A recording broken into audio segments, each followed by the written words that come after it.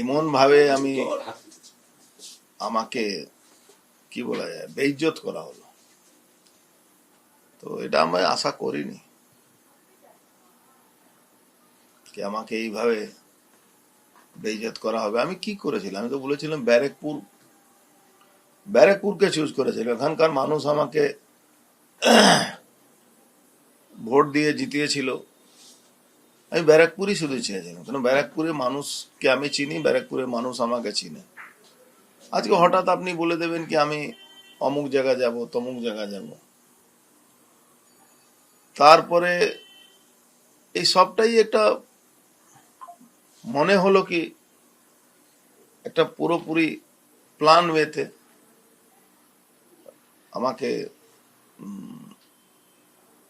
Deprive করে দেওয়া হলো, প্ল্যান ওয়েতে। দুদিন ধরে খুব শকটে ছিলাম, আজকে একটু ঘুমিয়েছি, ঠিকঠাক করব কি করতে হবে না করতে হবে। সিদ্ধান্ত নিচ্ছেন, বিজেপিতে যাচ্ছেন? মানে এই মুহূর্তে সিদ্ধান্তর কথা আমি নিশ্চিতভাবে আপনাদেরকে কোনো সিদ্ধান্ত নিলে জানাবো। এই মুহূর্তে আমি কোনো সিদ্ধান্ত কথা বলতে পারবো না, কিন্তু একটা জিনিস আছে কি এখানে মনে হচ্ছে আমার প্রয়োজন নেই, যেভাবে আমাকে ছুড়ে ফেলে দেওয়া হলো, আমার প্রয়োজনীয়তাটা কমে গেছে। এখানে তৃণমূলে আছেন না নেই? তৃণমূলে আছেন না নেই? তৃণমূলে যদি মানে একে যদি থাকা বলা যায় তো সেটা আপনাদের ব্যাপার। তাহলে কি বিজেপি থেকে প্রস্তাব এসছে কোনো? থাকা আছি কি না আছি সেটা তো আমি বললাম না, কিন্তু আপনি যেটা বললেন আমি সেটাই বলছি কি আমাকে দেখে মনে হচ্ছে কি এখন আমি কোথায় আছি না আছি। তাহলে কি আপনি তৃণমূলে নেই এখন বলতে পারি আমরা? না, সে কথাটা আমি এখন বলতে পারছি না, কিন্তু তৃণমূলের কাছে আমি আনওয়ান্টেড হয়ে গেছি, এটা মনে করছি আর তার প্রমাণও পেয়ে গেছে কি আমি আনওয়ান্টেড আছি। কিন্তু আমি ব্যারাকপুরের মানুষের কাছে ওয়ান্টেড আছি। আমার ব্যারাকপুরের মানুষ আমাকে আশীর্বাদ দিয়েছিল, আশীর্বাদ আছে। আপনার কি করে মনে হচ্ছে কি বিরোধী দলের মর্যাদা দিয়েছিলেন একটা সময় 2006 সেই গুরুত্বটা আছে? আমি যে 2006, 2001, 2000 এই লড়াই দিয়ে বা এখানে লড়াই করে জায়গাটাকে এস্টাবলিশ করেছিলাম, সেটা আমার সেই গুরুত্বটা আছে? আমার মনে হচ্ছে তৃণমূল দলের আমার গুরুত্বটাই নেই। আর তৃণমূলে যারা কাজ করেছে পুরোনো জামানায় প্রায় সবাইকে এরকম বসিয়ে দেওয়া হয়েছে।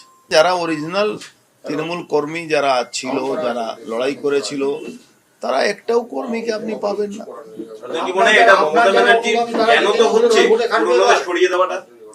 মমতা ব্যানার্জি জানার পরে হচ্ছে, আমি কি করে বলবো? আমরা তো জানি তৃণমূল দলের সবকিছু দিদি আছে, এবার হয়ে গেল তো আমার দুর্ভাগ্য, আমি সেই জায়গা নিজেকে পৌঁছাতে পারিনি। আপনার অবস্থান কি এখন? আমার অবস্থান এই আছে কি আমি এখানে বসে আপনাদের সঙ্গে কথা বলছি।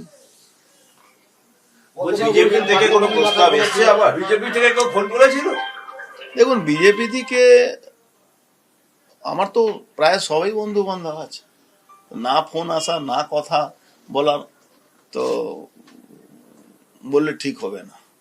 কেন বিজেপিতে যখন আমি ছিলাম, আমি একটা জিনিস সবসময় মার্ক করতাম, যখন সংসদের প্রত্যেক মঙ্গলবারে মিটিং হতো, সেখানে একটা কথা প্রধানমন্ত্রী মোদিজি বলতেন যে সম্পর্ক সবার সঙ্গে, প্রত্যেকটা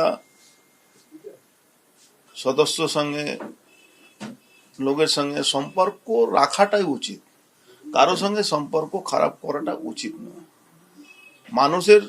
মানুষ বাঁচবে কতদিন?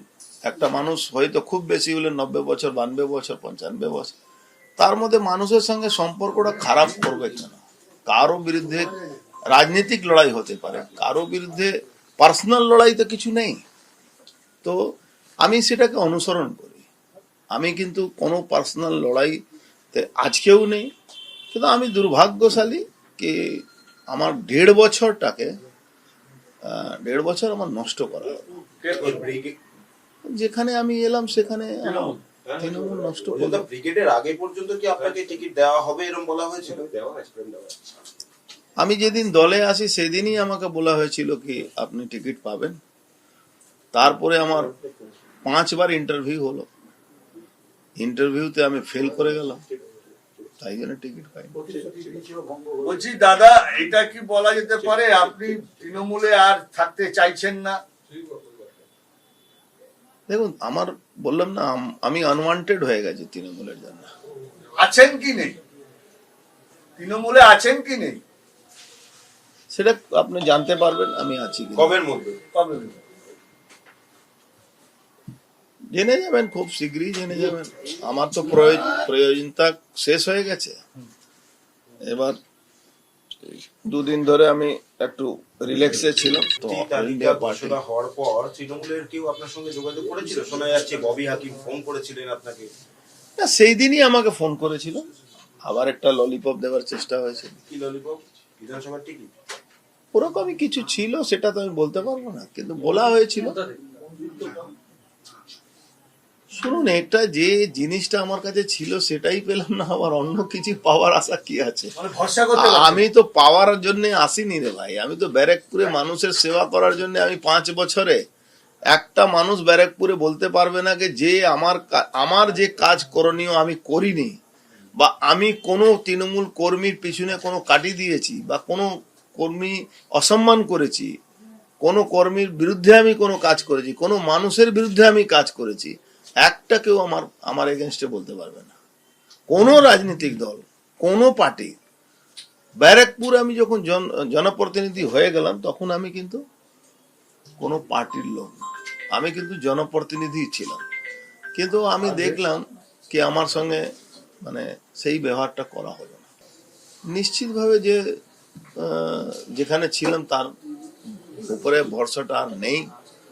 কেন, যে ভরসা নিয়ে আমি এসেছিলাম 1.5 বছর আগে আমাকে আনা হয়েছিল, সেই ভরসা থেকে আমি সরে গেছি। যে নেত্রীকে আপনি এতদিন বিশ্বাস করেছেন, সেই নেত্রী বিশ্বাসঘাতকতা করলো। দেখুন, এই ভাষাটা আমি ইউজ করব না।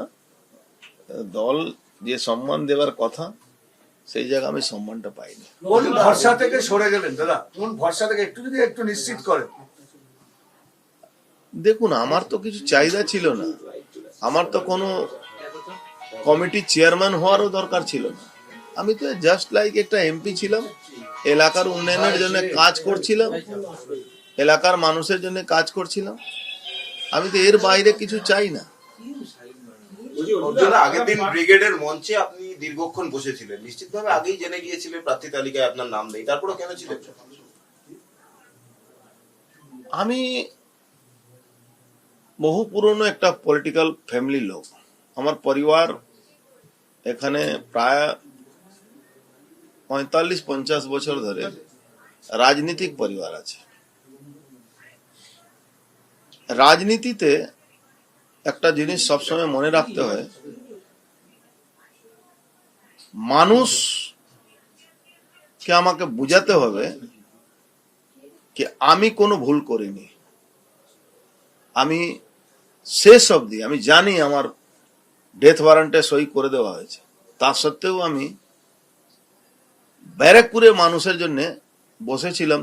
তৃণমূল কর্মী যারা বিশ্বাস করে তৃণমূল কংগ্রেসকে নিয়ে এসেছিল, বা তৃণমূল কংগ্রেস করে, তারা যাতে আমাকে ভুল না ভাবতে পারে, তারা এটা বুঝতে পারে কি যে ব্যক্তিকে এখানে টিকিট দেওয়া হচ্ছে, সে ব্যক্তি আর আমার মধ্যে কি তফাৎ আছে।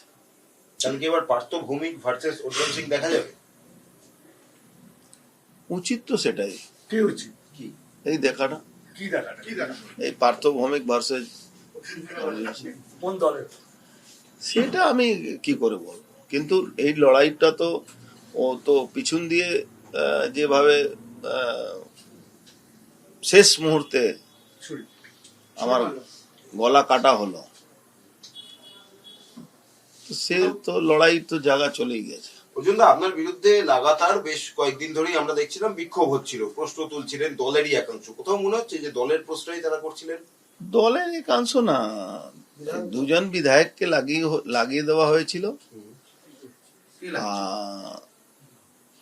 একজনই এখানে লাগাবার লোক আছে। কে সে? এখন তার বলতে বাধা নেই তার নাম। না, আমার ভালো বন্ধু পার্থ ভৌমিক, আমরা গুড ফ্রেন্ড। বন্ধুর সাথে কি বন্ধুর লড়াই হবে? না, বন্ধুর সঙ্গে তো লড়াই, বন্ধু মানে প্রত্যেকটা লড়াই তো কোনো না কোনো বন্ধুর সঙ্গেই হয়। আর তো বেশি দেরি নেই, ভোট তো এসেই গেল, আর প্রার্থী নির্বাচন হয়ে যাচ্ছে। আপনি কি ভাবলেন, এখনো এত সময় কম? শুনুন, কোনো কোনো লড়াই এমনও হয় যে লড়াইতে জেতার জন্য করতে হয়। আমি সবসময় লড়াইটা জেতার জন্য করি, আর লড়াইটা সামনে থেকে লড়ার আমার অভ্যাস আছে। আমি মানে পিছন থেকে আপনাকে ডেকে বসিয়ে খাইয়ে তারপরে আপনাকে ঘুমের ওষুধ দিয়ে আপনার গলা টিপে দেবো, এই লড়াই আমি বিশ্বাস করি না। বড্ড দেরি হয়ে গেল না? হ্যাঁ, দেরি তো হয়েছে, আপনার কথা ঠিকই, কিন্তু ঠাকুর এটাই চাইছেন, ভগবান এটাই চাইছিলেন কি শেষ অবধি তুমি দেখো তোমার কিভাবে গলা টিপা হচ্ছে। দাদা, আপনি যখন ভগবানের নাম নিলেন, আজকে পার্থভূমি বর্মার মন্দিরে পুজো দিয়ে বাইরে বেরিয়ে এসে বলেছেন যে মায়ের কাছে প্রার্থনা করলাম যাতে 2019 ফিরে না আসে, কি বলবেন? সে তো মায়ের মন্দিরে যারা কর্তারা আছেন তারা ভালো করে জানেন, এবং মায়ের মন্দির যারা দীর্ঘদিন ধরে মায়ের মন্দির সেবা করছিলেন মাকে, সেই জায়গা কিভাবে তাদের সঙ্গে কি ব্যবহার করা হচ্ছে, কি ব্যবহার করা হয়েছে,